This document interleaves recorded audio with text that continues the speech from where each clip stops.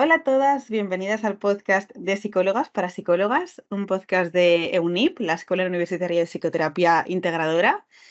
Hoy estoy acompañada de una persona que ya conocéis si lleváis un tiempo por el podcast de EUNIP o por EUNIP, realmente en general. Él es Diego, bueno, es muchas cosas, pero voy a centrarme en que es psicólogo del equipo de Somos Estupendas en el Centro Presencial de Madrid y también, además de que ya hizo el año pasado un podcast sobre psicología afirmativa, que es como su campo, además de también otros que seguro que irán saliendo a lo largo de este episodio, también es docente del máster de psicoterapia integradora que tenemos dentro de UNIP. Así que bueno, Diego, pues bienvenido, aunque creo que ya te conoces de sobra este espacio, ¿no? Pero bienvenido igualmente y qué guay tenerte por aquí otra vez. Ya hacía mucho tiempo, de hecho, que no hacíamos un podcast y la verdad es que es genial estar por aquí de vuelta. Muchas gracias. Qué bien. Pues bueno, gracias a ti por venir y además me hace mucha ilusión porque vamos a hablar de un tema que a mí me encanta y creo que a ti también. Y es un tema que sí que es cierto, o que al menos yo siento que está como muy manido dentro de la psicología, pero al que le falta un poco de conceptualización o al que le falta un poco de refrescarse, ¿no? De actualizarse y de verlo desde otras ópticas diferentes. Y es sobre cómo trabajar el duelo en terapia. Entonces, yo la forma en la que empezaría es por ampliar un poco, como decíamos, el imaginario que tenemos sobre duelo, porque siento, no sé si Diego es también tu percepción, siento que el duelo, tanto por pacientes como por nosotras como terapeutas, ha estado como muy reducido a la separación, a la muerte, tanto de una persona como de un animal de compañía. Pero hay muchas otras cosas que también son y se viven realmente como un duelo. Entonces, para ampliar un poco este imaginario, podemos hablar de qué otros tipos de duelo existen. Sí. Claro, realmente dentro de lo que entendemos por duelo, ¿no? Realmente la gente siempre piensa, como tú dices, en muertes, hay gente que es un poquito más creativa, lo amplía a divorcios, lo amplía a separaciones, ¿no? Y la realidad es que duelo, como tal, hace referencia a una pérdida, a un daño que es irreversible. Es un daño que puede ser tanto real como imaginario y que, en cierto modo, implica una transición de algo que era con lo que yo tenía un vínculo y que lo pierdo. Ya sea una transición a mejor o a peor.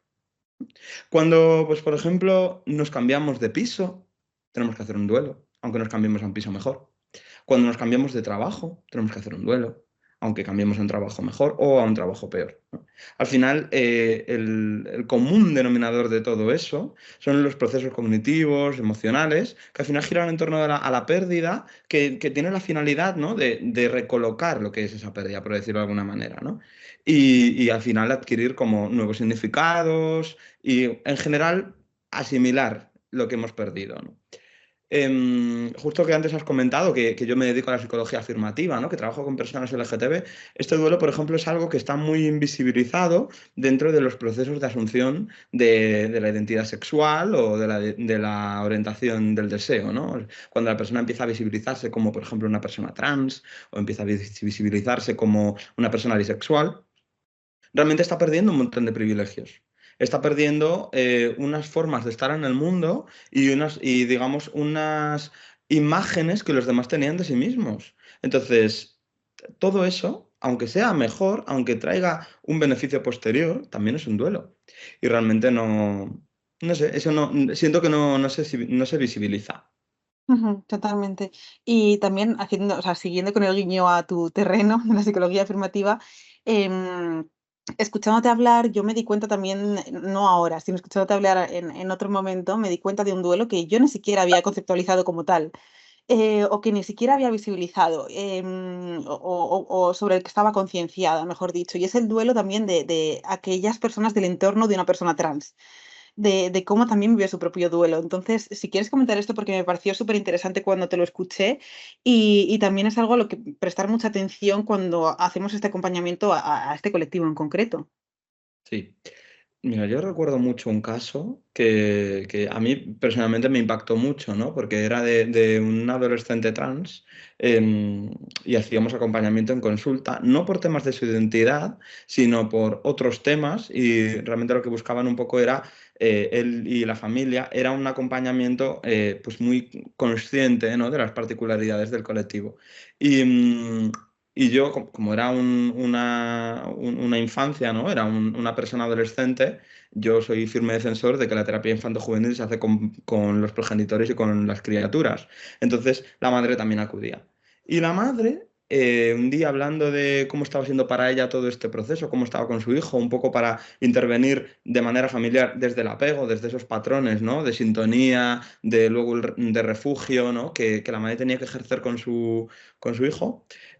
Algo que yo le saqué porque consideré importante fue lo negado que ella había tenido el duelo de la hija que, entre comillas, había perdido. Que esto puede sonar un poco como casi transfóbico, por decirlo de alguna manera, pero realmente tiene todo el sentido del mundo, ¿no? Porque cuando yo establezco un vínculo con algo, también establezco expectativas con ese algo, ¿no? En cierto modo, yo pongo expectativas en mí de cómo va a ser mi vida en ese piso, cómo va a ser mi desarrollo en ese trabajo, cómo va a ser el funcionar dentro de esa pareja. Y con una hija, yo también pongo expectativas. ¿Cómo va a ser el día de su boda cuando la vea con un vestido blanco yendo al altar, ¿no?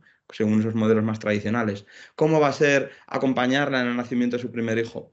Todo eso, esa madre lo había perdido. Ujú. La gente le decía, tu hija no se ha ido, tu hija es ahora un hijo. Y yo le decía, lo entiendo y entiendo el buen hacer de esas personas, ¿no? Porque, en cierto modo, es como naturalizar un proceso que realmente es perfectamente naturalizable. O sea, esa persona no se ha ido a ningún lado. Sencillamente, su identidad se está leyendo de otra manera. Pero es verdad que todas esas expectativas, en cierto modo, ya no estaban. Y eso era un duelo también. Ujú. Aunque ahora su hijo tenga mayor salud mental, aunque esté más alineado, no tenga tanto malestar, todo eso también se había perdido. Pero es que también la propia persona, mi paciente, tenía que hacer ese duelo de todas esas cosas que se había acostumbrado, que también formaban parte de la manera en la que se expresaban, a la manera en la que vivía y que tenía que perder inevitablemente. Ujú. Sí, me pareció súper interesante cuando te lo escuché aunque esto también, o sea, todo este contenido, ¿no? Que acabas de compartir nos sirve para prestar atención a este tipo de casos, también quería que lo sacáramos sobre todo para fomentar todavía más esa visión que tenemos de los duelos, ¿no? Para ampliar ese imaginario que decíamos al principio. Entonces, que esto también nos sirva para darnos cuenta de que existen multitud de tipos de duelo y que es importante que también pues podamos ver diferentes realidades que pueden vivirse como un duelo y sobre todo que lo validemos y que lo valoremos como tal. Entonces, volviendo un poco ahora de lo particular a lo general, ¿qué implica un proceso de duelo? Y más allá de lo que es pues la pérdida física de esa persona o la desaparición de esa persona en la vida cotidiana de nuestros pacientes, ¿qué procesos internos se activan? Aquí depende un poco de a qué corriente, digamos, se lo preguntemos, como todo en esta vida, ¿no? A mí me gusta mucho moverme dentro del duelo en un modelo más integrador. Bueno, en general en la psicoterapia yo soy integrador por definición, pero es verdad que justo en el duelo es uno de esos estratos, uno, digamos, de esas realidades dentro de la terapia que por definición tienen que ser integradoras. Y digo por definición porque no hay un duelo único. No Ujú, hay una forma única de vivir un duelo y por tanto no hay unos procesos únicos, digamos, extrapolables a toda la población, ¿no? Lo que sí que sabemos es que esa pérdida que hemos hablado antes viene acompañada de una serie de procesos, ¿no? Una serie de procesos emocionales. Al final, duelo viene del latín dolus, que significa dolor, pero también trae una serie de procesos cognitivos, motivacionales, que la finalidad de ellos es, de alguna manera, recolocar esa pérdida. Depende, como siempre, a quién le preguntemos, ¿no? Pero sí que solemos encontrar unas manifestaciones sintomáticas que tienen que ver con, pues, por ejemplo, anedonia, que tienen que ver con una profunda disforia, podemos ver que aparece abulia, irritabilidad, dificultad para concentrarnos o disprosexia. Y sí que se suele, digamos, como identificar, ¿no? Como hacer una especie de paralelismo entre reacciones más de corte depresivo y los que tienen que ver con el duelo, ¿no? ¿Qué pasa? Que hay una diferencia muy clara. Un duelo supone una pérdida y por tanto, sobre todo si nos vamos al apego, va a haber un intento de revinculación con lo perdido. Entonces, aunque se puedan, digamos, puedan aparecer reacciones afectivas, lo que está pasando ahí, entre otras cosas, es que todo el sistema de la persona está intentando reconectar, está intentando volver a traer aquello que ocurrió. Pero claro, eso se vive como irreversible. Entonces, digamos que hay un conflicto constante entre lo que yo siento hacia esto y cómo niego, cómo evito pensar en que eso ya no va a volver, ¿no? Digamos que hay como reacciones muy dispersas dentro de la persona que muchas veces la inundan por completo y ni siquiera sabe qué está sintiendo, ni qué sentido tiene, por qué pasa, por qué me siento así. Es muy difícil dar sentido a todo lo que ocurre porque precisamente estamos en muchos casos hablando de muertes. Y cómo dar sentido a la muerte, ¿no? Por decirlo de alguna manera, que es uno de los grandes temas del ser humano. Bueno, eh, al final es una oleada que es muy difícil gestionar, pero que, como te digo, y bueno, y tú lo sabes, cada duelo al final pues tiene su propio camino. Ujú. Sí, y a veces también hay caminos dentro del duelo en los que se siente mucha culpabilidad, ¿no? Según cómo ese duelo sea leído en sociedad. Sí. Siento que, por ejemplo, en el caso de una ruptura, que también justo hace poquito hicimos un episodio sobre esto con Paz de Roda, hablábamos también de cómo el duelo por una ruptura se minimiza o se le pone una fecha de caducidad. En cuanto a este tipo de comentarios que van relacionados con el, bueno, han pasado 2 meses, ya tendrías que estar recuperada, ¿no? O recuperado, ya tendrías que mirar hacia adelante y hay más personas con las que puedes estar. Entonces, hay determinados duelos que según eso, cómo sean leídos, se minimizan en su importancia. Y también genera mucha culpabilidad el pasar un duelo durante un tiempo más largo de lo estipulado, entre comillas, para esa persona que lo está transitando, ¿no? A mí dentro de los duelos también hay algo que me parece muy interesante y es que, bueno, así como decíamos, y como es en realidad, el duelo es una condición sine qua non para la vida. Estamos transitando constantemente duelos porque estamos transitando constantemente cambios y la pérdida es, bueno, pues una constante en la vida. Y por tanto el duelo pues adquiere como como esa naturaleza, ¿no? De algo esperable, de algo humano, de algo natural. Sí que es cierto que hay otros tipos de duelos que acaban complicándose, ¿no? Entonces, este concepto de duelo complicado a mí es algo que me llama muchísimo la atención y que me parece muy interesante. Entonces, bueno, si quieres también podemos definir qué entendemos por duelo complicado y también a partir de ahí ver un poco, pues, qué factores pueden estar irrumpiendo ahí, ¿no? En que un duelo se complique o qué factores hacen que una persona sea más vulnerable a que su duelo pueda ser un duelo complicado. Ujú.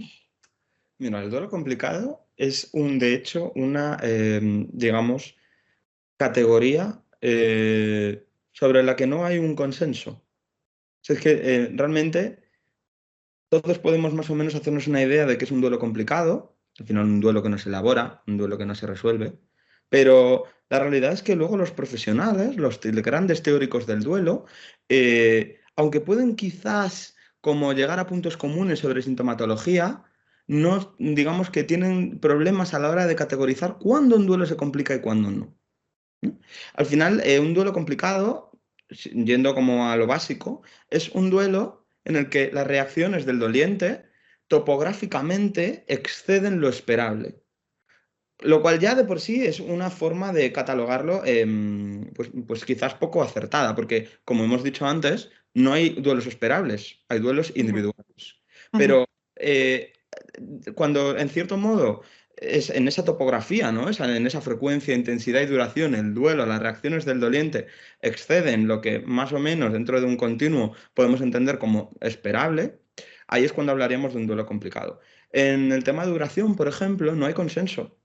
La CIE dice que más de 6 meses, el DSM dice que más de 12 meses, otros autores dicen que hasta los 2 años realmente no se completa el duelo de verdad. Al final no hay un consenso único ni con su duración ni con sus síntomas, por decirlo de alguna manera. Por saber, ni siquiera se sabe demasiado de su epidemiología. Apenas hay estudios en España que reflejan la realidad del duelo complicado y internacionalmente tampoco hay demasiada información, ¿no? Se me ocurre, por ejemplo, el estudio de Landorf, creo que se llamaba, de 2017, que decía que cerca del 10% de los duelos se complican. Pero es que estudios posteriores han hablado de más del 20%, otros han hablado de entre el 7% y el 11%. O sea, no hay datos, digamos, que tengan coherencia, por decirlo de alguna manera. Pero bueno, ¿cuándo podemos más o menos detectar un duelo complicado? Que me enrollo. Ya sobre todo cuando las reacciones del doliente están siendo exageradas, pero sobre todo cuando el doliente no es capaz de pasar página. El duelo se elabora cuando pasamos página, cuando integramos esa pérdida como algo más de nuestra vida, algo importante, pero algo más, como un capítulo más. El capítulo puede ser, pero como un capítulo más, ¿no? Entonces, cuando realmente se siente que todavía quedan cuentas pendientes con esa pérdida, que yo sigo preguntándome por qué, sigo preguntándome qué está ocurriendo, pienso en ello, lloro, y además lloro desconsoladamente, pienso en ello y siento que hay algo que no está resuelto, que me sigue cogiendo el pecho, que en cierto modo me hace daño, ahí sería cuando estaríamos, digamos, hablando de un duelo complicado. ¿Qué factores de vulnerabilidad hay para el duelo complicado? De nuevo, no hay consenso. Es que cada estudio dice una cosa, como quien dice, ¿no? Siempre se había hablado, por ejemplo, del papel del género y de la edad dentro del duelo complicado. Se ha dicho siempre que, por ejemplo, ser mujer y de edad avanzada es un factor de vulnerabilidad. Estudios más recientes contradicen esas conclusiones, ¿no? Y yo me pregunto, por ejemplo, cuánto de lo social hay en esas conclusiones, ¿no? Cuánto de las manifestaciones, digamos, aceptables para un hombre y para una mujer, digamos, tienen papel en cómo se vive un duelo y en qué es esperable y qué no. Luego también se ha hablado del nivel socioeconómico bajo como un factor de vulnerabilidad. También hay estudios que contradicen esta idea, ¿no? Lo que sí que parece que es bastante consistente es, por ejemplo, una cercanía afectiva con la pérdida. Evidentemente, cuanto yo más cercano o cercana estoy a eso que he perdido, más facilidad tengo para tener un duelo complicado. Antecedentes psicopatológicos, como por ejemplo la ansiedad, ¿no? O ciertos rasgos de personalidad, como el neuroticismo, que al final pues, también vulnerabilizan a la persona, ¿no? A que ese proceso se complique. La corta edad del fallecido parece que también tiene un papel muy fundamental bueno, en este proceso, ¿no? Y ya, si por ejemplo nos vamos a un caso más extremo, como un padre que pierde a un hijo de corta edad, ahí evidentemente las probabilidades de que ese duelo se complique son mucho más altas. Ujú. Se ha visto también, que a mí esto me parece súper interesante, que cuando el proceso es súbito, cuando la pérdida es súbita, el no poder despedirme de la persona que se va o del cambio que yo tengo que asimilar en mi vida, pues por ejemplo, golpe o un famoso ghosting, también favorece que el duelo se complique. Y, ojo, cuidado con lo que voy a decir, se ha visto que el afrontamiento centrado en emociones también es un factor de riesgo para un duelo complicado. Ujú. Que, como sabes, es casi paradójico, porque en cierto modo parece que va en contra de la segunda tarea del duelo, que lo hablaremos después, pero realmente un afrontamiento centrado en las emociones parece ser que también es un factor de vulnerabilidad. Claro, aquí hablamos de factores de vulnerabilidad, realmente no estamos hablando de que una persona con afrontamiento centrado en las emociones que atraviesa un duelo obligatoriamente tenga que desarrollar un duelo complicado, ¿no? Verdades absolutas en psicología, como sabemos, no hay, pero sí que sabemos que vulnerabiliza.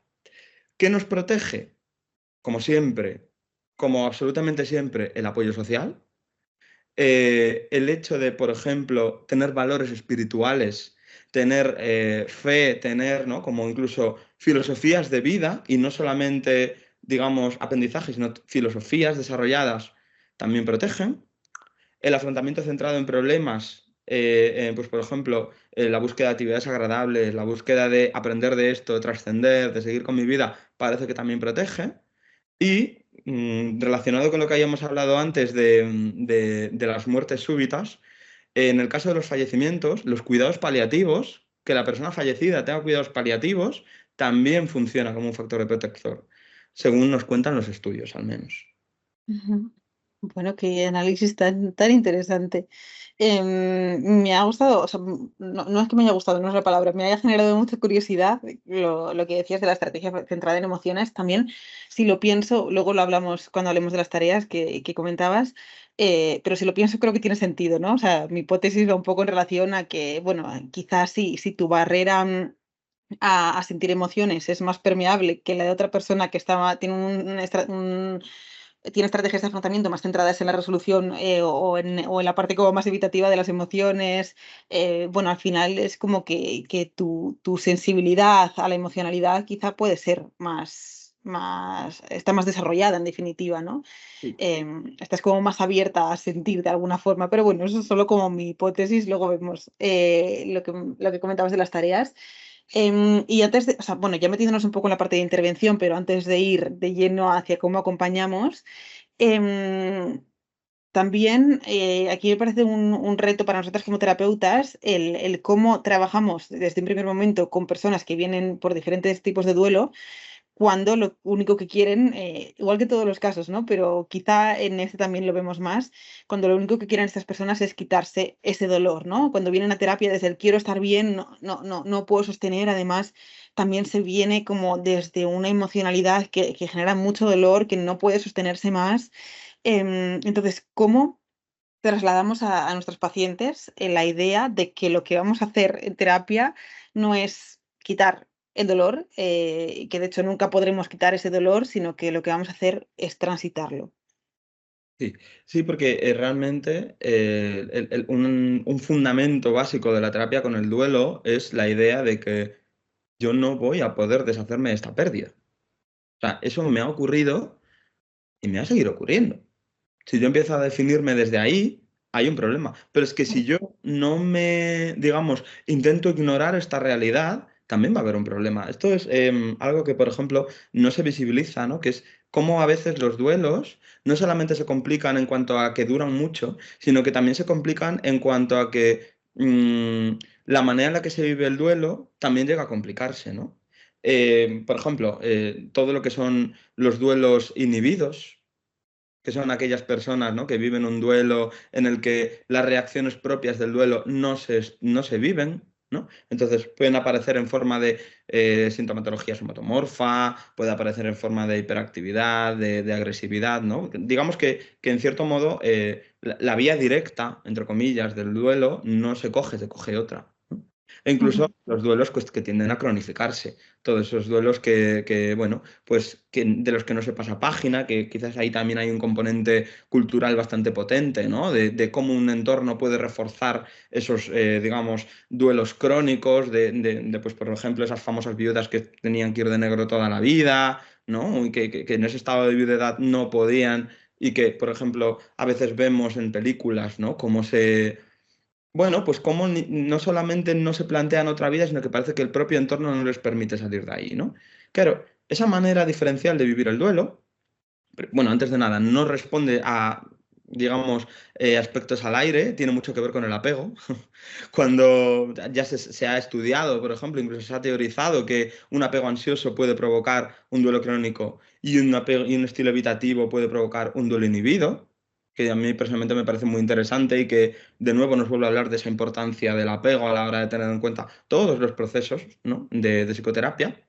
Pero bueno, en cierto modo también nos da como un poco la información de ver cómo la persona está llevando su propio duelo a la hora de trabajar su propia demanda. Evidentemente, con lo que la persona trae y lo que luego nosotros trabajemos va a diferir muchísimo, por decirlo de alguna manera, ¿no?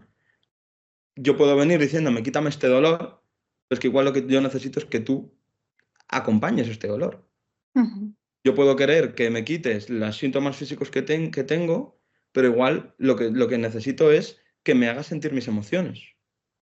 Entonces, ujú, digamos que conceptualizar muy bien el caso, saber muy bien qué tipo de duelo está teniendo esa persona, qué tipos de antecedentes tiene, es un primer paso fundamental, ¿no? Y es que el duelo, el problema que tiene es que nos lleva a no querer sentir el duelo. Pero no hay otra forma de elaborar el duelo que sintiendo el duelo. Es como que me recuerda un poco a la trampa de la depresión, en la que ella misma encuentra la manera de introducirse y quedarse ahí dentro de la persona, ¿no? El duelo funciona un poco de la misma manera, ¿no? ujú, Entonces, lo que es importante trasladarle aquí al paciente es que lo que no vamos a buscar en ningún momento es no sentir emociones, pero tampoco vamos a buscar que sea que te regodees en el dolor y que solo te duela y que solo llores y que solo... No.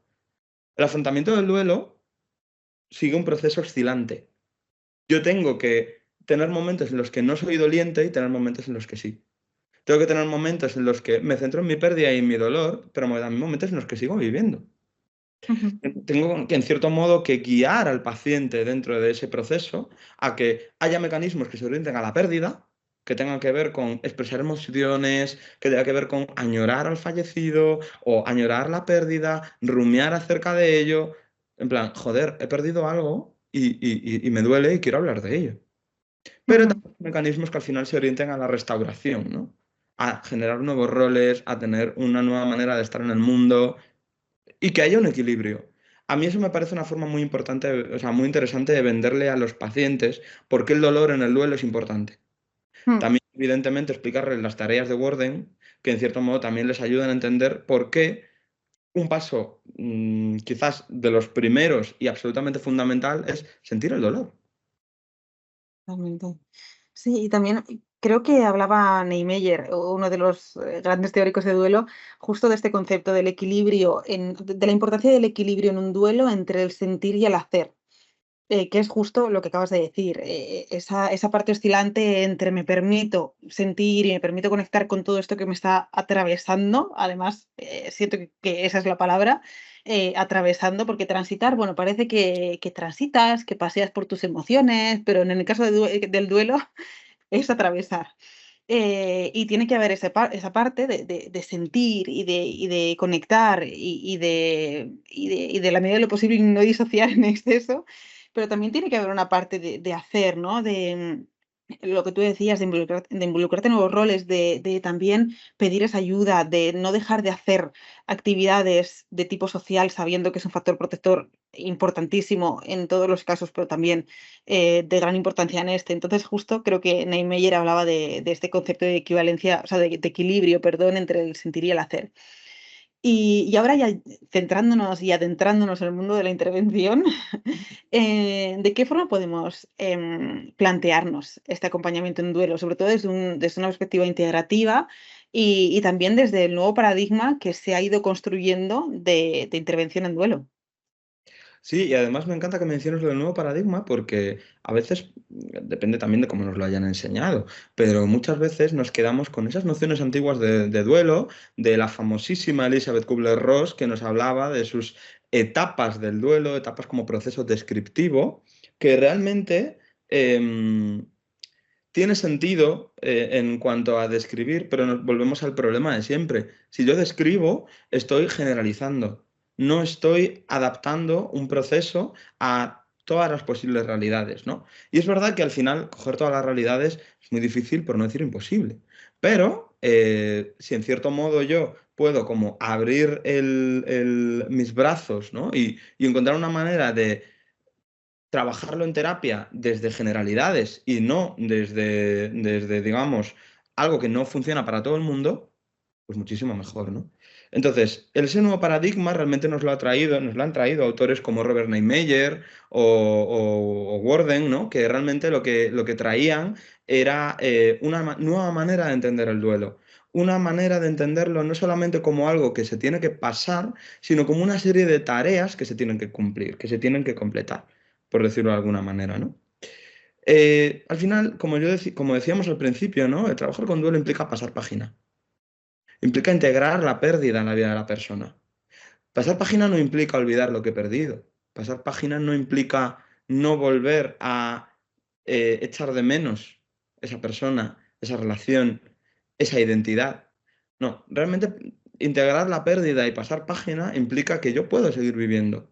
Me viene aquí mucho a la mente algo que me dijo una paciente que no estábamos justo trabajando el duelo, pero sí que es verdad que ella había venido de un duelo como muy potente y profundo. Ella me decía, el duelo no se supera, se transita y a veces flota delante de ti.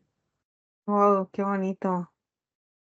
Yo no soy, me lo invento, María a la que se le ha muerto su pareja, soy muchas más cosas. Claro, me dijo eso y dije, wow, o sea, esto es un duelo bien integrado, ¿no? Es un duelo en el que yo entiendo que algo me ha pasado, cuando aparecen cosas que a mí me duelen, me revuelven, evidentemente, pero yo soy mucho más que ese dolor que yo he vivido, ¿no? Y esto ya nos, digamos, abre la puerta a cómo se hace una buena intervención con duelo bajo mi humilde punto de vista. ¿No? Em, es que la finalidad siempre va a ser continuar con la vida. Continuar con la vida no olvidando la pérdida, sino, en cierto modo, integrándola como una parte de mí, de algo que yo he vivido, de que yo soy mucho más que esa persona que he perdido, de que yo soy mucho más que esa relación que no ha salido bien, ¿no? Y completar todos mis capítulos vitales es uno de las finalidades del trabajo con duelo, porque podría ocurrir que yo me quedara atascado y que yo no fuera capaz de seguir con mi vida. Que en cierto modo fuera como, uy, es que he perdido a mi padre y yo ya no soy capaz de seguir viviendo. Es que he perdido a mi hijo y es que yo ya he muerto. Claro, quedarnos ahí realmente es un problema muy grande, porque yo soy mucho más que las cosas que pierdo, igual que soy mucho más que las cosas que tengo, ¿no? Entonces, ¿qué pasos a mi humilde parecer hay que seguir? Primero hay que tener clarísimo, bueno, hay que hacer una buena conceptualización. Recalco, aquí el estilo de apego tiene muchísimo, muchísimo peso. Hay que ver muy bien qué tipo de pérdidas ha tenido esa persona y cómo ha resuelto esas pérdidas, cómo los demás han facilitado la resolución de esas pérdidas, porque claro, si yo me encuentro con que soy una persona que ha vivido muchísimos duelos que no han podido ser autorizados, porque por ejemplo soy un hombre LGTB que cuando he tenido parejas y esas parejas, por ejemplo, pues me han dejado o incluso han fallecido, ¿no? Como pasaba hace ya bastantes años, o no tan bastantes, con el tema del VIH, nadie me da ese apoyo, nadie me da esa calidez, o incluso no puedo hablar de ello porque es un tema tabú. Analizar todo eso también va a darnos pistas de cómo va a tener que ser la intervención con esa persona.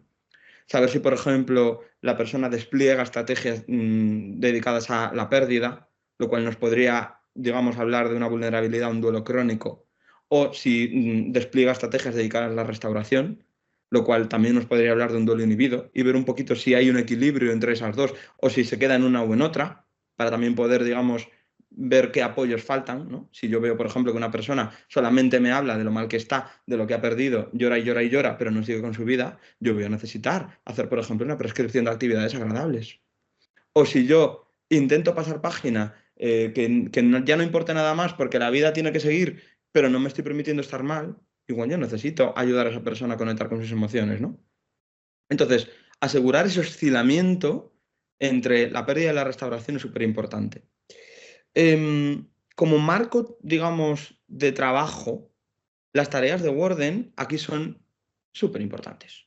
Warden, cuando William Warden, si no me equivoco, se llamaba, cuando postuló sus tareas del duelo, él hablaba de que había que cumplir 4 tareas principales a la hora de hacer una buena intervención con duelo, ¿no? Que eran aceptar, a ver si me acuerdo, aceptar la realidad de la pérdida, trabajar las emociones y el dolor que se derivan de esa pérdida, adaptarse a un medio donde el fallecido está ausente y recolocar emocionalmente a ese fallecido y poder continuar con la vida. Realmente es como, yo siempre lo explico como una escalera, ¿no? Que va ascendiendo realmente. Es como yo voy abajo, cada vez me cuesta subir más, voy dando pasitos pequeñitos, pero poco a poco, igual que con las marchas de un coche, yo voy cogiendo cada vez más velocidad.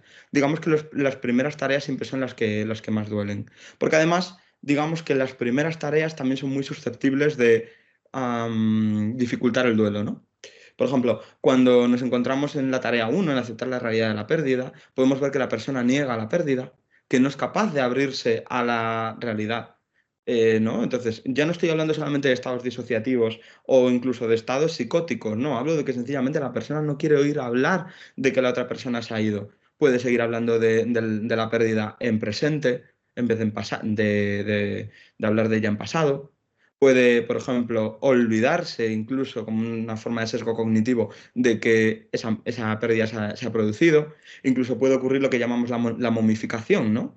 Esos padres que dejan las habitaciones de sus hijos inmaculadas, sin tocar, que no se puede. Hay un capítulo, por ejemplo, de Los Simpson que al final le pasaba un poquito eso a Ned, no sé si os acordáis, pero que él conservaba la figura de su mujer en la cama y no la tocaba, ¿no?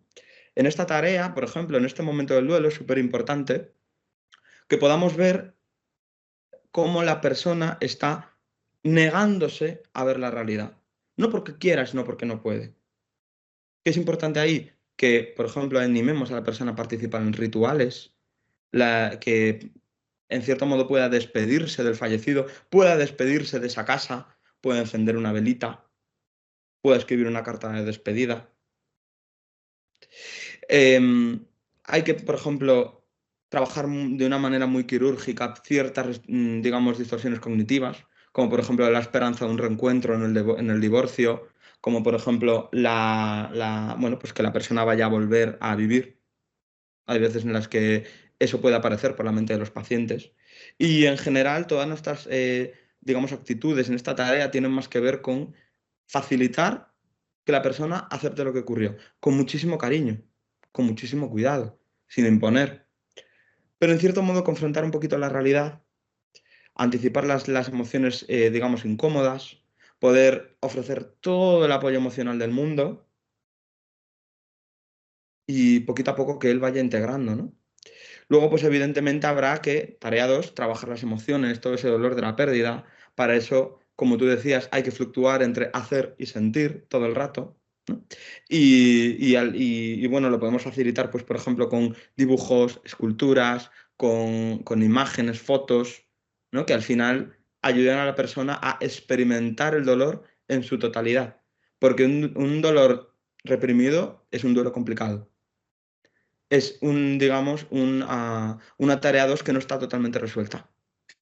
Entonces, lo que nos protege ahí digamos, de ese dolor sería cosas, por ejemplo, como idealizar al fallecido o idealizar eso que hemos perdido, el abuso de alcohol o de sustancias, negar sentimientos dolorosos, todo eso debemos estar muy pendientes, sobre todo para poder ver el para qué de lo que estoy haciendo y poder recordar el objetivo que es, te tiene que doler.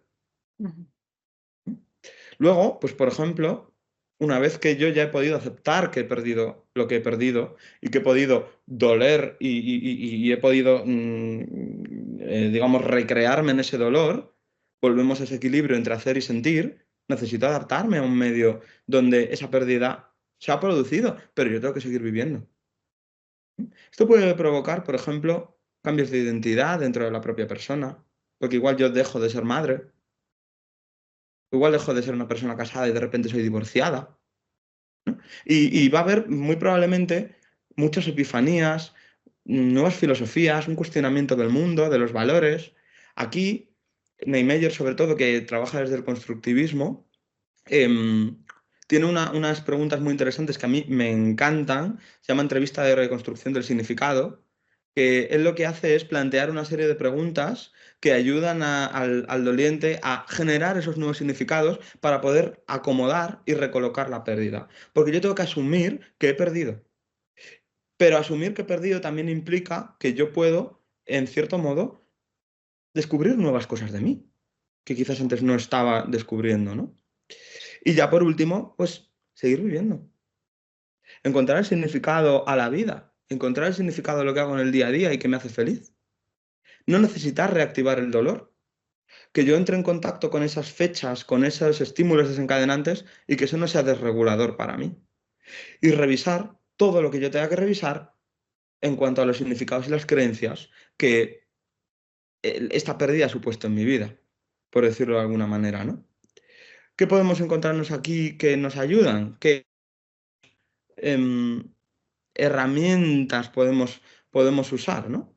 Pues, por ejemplo, podemos anticipar fechas dolorosas para el doliente. Podemos favorecer rituales dentro de la propia consulta, pues por ejemplo usando sillas vacías, usando cartas. Debemos también ayudar a identificar y expresar sentimientos que la persona no puede expresar por algún motivo. Es importante también, por ejemplo, que cuestionemos los estilos de afrontamiento que reman en contra de esa elaboración, pues por ejemplo, esos consumos de sustancias, esos no hablo del fallecido, sigo hablando del presente, momifico los espacios que digamos, ocupaba. Y para mí, lo que de verdad es como importante, el objetivo prioritario del trabajo con el duelo es enseñar al paciente a trascender la pérdida, ¿no? Igual que trascendemos el trauma, yo tengo que crecer con esto. Yo tengo que desarrollar una nueva manera de estar en el mundo. evidentemente todos estamos pensando ahora mismo en muertes, pero esto también tiene que adaptarse a otros momentos, a otras pérdidas, a otros, digamos, condicionantes que no tienen que ver con un fallecimiento. Ujú. Bueno, me ha encantado, Diego, escucharte, de verdad qué gusto, escucharte hablando de, bueno, en general de todos los temas, ¿no? Pero de este que sé que te gusta mucho y lo has narrado súper bien, ha sido un gusto. Y qué importante también esto último que decías, ¿no? Porque siento que también como que a las personas a las que acompañamos les puede liberar la idea de que por el hecho de que vayamos a transitar ese duelo, no significa que vayamos a dejar a un lado a la persona o ser que hayamos perdido, sino que vamos a integrarla o a colocarla de otra manera diferente. Y siento que esto también, pues, a las personas a las que acompañamos les da como mucha tranquilidad, porque no tienen que deshacerse de esa presencia a la que siguen queriendo y estoy segura de que seguirán queriendo, no tienen que liberarse, que desterrar ese amor o que enterrar ese amor, mejor dicho, junto con la persona o ser que han perdido, sino que puede tomar unas características diferentes y se puede integrar una nueva creencia, una nueva identidad, un nuevo aprendizaje, un nuevo sentido vital quizá también, ¿no? Me vienen a la mente pues esas personas que a raíz de, por ejemplo, una muerte, entendiendo solo como un tipo de duelo la muerte, ¿no? Y sabiendo que hay muchos más tipos de duelo, pero todas aquellas personas que tras una muerte pues crean, por ejemplo, una fundación de X cosa, ¿no? Y de pronto eso se convierte también en un motor y esa pérdida se vuelve algo muy colocado dentro de sí. Entonces siento que esto también es muy importante, que le demos este lugar y que honremos también así al ser que ya no está de la forma en la que estaba antes y también que honremos el dolor y el sentir de la persona doliente. Así que bien también, bueno, pues esta nueva conceptualización, ¿no? Que creo que ofrece mucho más ese papel activo también a las personas a las que acompañamos y así también que tengan la libertad para poder elegir de qué forma quieren vivir su duelo y de qué forma quieren que ese ser siga estando presente de la forma que sea, ¿no? Y bueno, creo que ya lo hemos contestado, pero simplemente como por concluir, y ya para cerrar, ¿cuándo dirías que el duelo entonces se ha integrado o elaborado? Como decía, cada proceso al final es único y es verdad que también los autores, por ejemplo, Bowlby dice que un duelo nunca termina, ¿no? Para mí, un duelo está elaborado cuando yo soy capaz de mirar a lo que he perdido y puedo seguir con mi vida. Y yo no me siento atrapado en ese lugar y en ese espacio, en ese tiempo, ¿no? Que yo puedo hablar de la pérdida sin desregularme, me puedo remover, pero yo puedo seguir hablando de ello.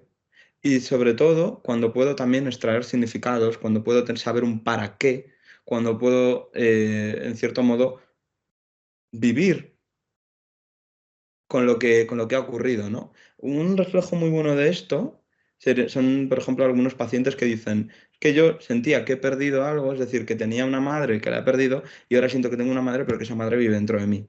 Ujú, En cierto modo es una metáfora preciosa ujú, para, digamos, ilustrar un poco todo esto, porque cuando preguntas cómo vive dentro de ti esa madre, pues te pueden decir, por ejemplo, que su cariño está dentro de ellos o ujú. que su carisma, su manera de estar en el mundo, su bondad, incluso su mala uva, están con ellos. Esto, al final, ese no tener cuentas pendientes y el poder vivir a esa persona, a ese lugar, esa mascota, esa relación de otra forma, para mí es un duelo que está elaborado. Pues mil gracias, Diego, por todo lo que has aportado, por la generosidad que conlleva compartir todos estos conocimientos y experiencia profesional, que es algo que valoro un montón. Y qué bien que hayamos también creado este espacio para hablar sobre el duelo y ampliar también esa visión desde la que se viene, bueno, conceptualizando, ¿no? Así que, jo, pues mil gracias. Gracias a ti. La verdad es que es un tema que a mí me apasiona y es que no solo se sabe muy poco de él, entre comillas, sino que hasta casi da como respeto, ¿no?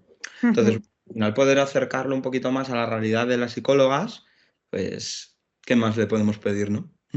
Sí, sí, además, ya para cerrar definitivamente, que si no nos empezamos aquí a hablar, Siento que el duelo es un tema que por un lado ha de naturalizarse, pero a la vez también tratarse con mucha importancia, ¿no? Es como una cuerda fina entre, o una línea fina entre el naturalizarse y perderle el miedo a trabajar con duelo, pero también darle mucho valor a ese trabajar con duelo.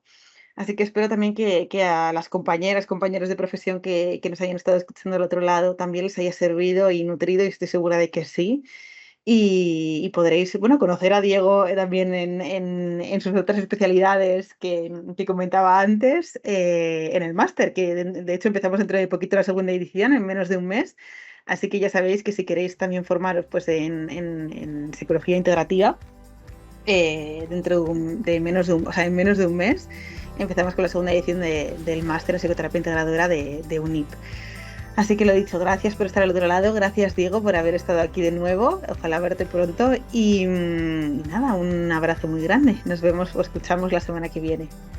Un besito a todas.